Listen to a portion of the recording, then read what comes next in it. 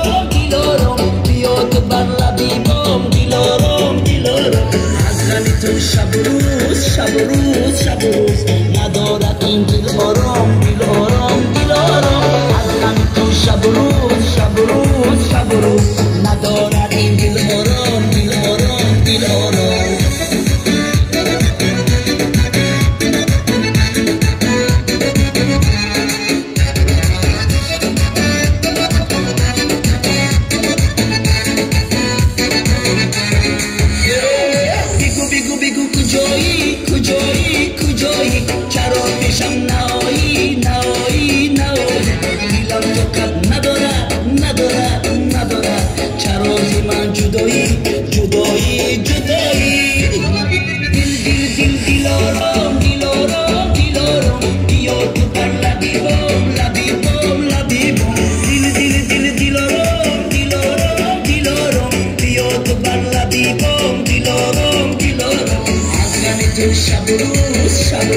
Shaburus, nadora in Diloro, Shaburus, nadora.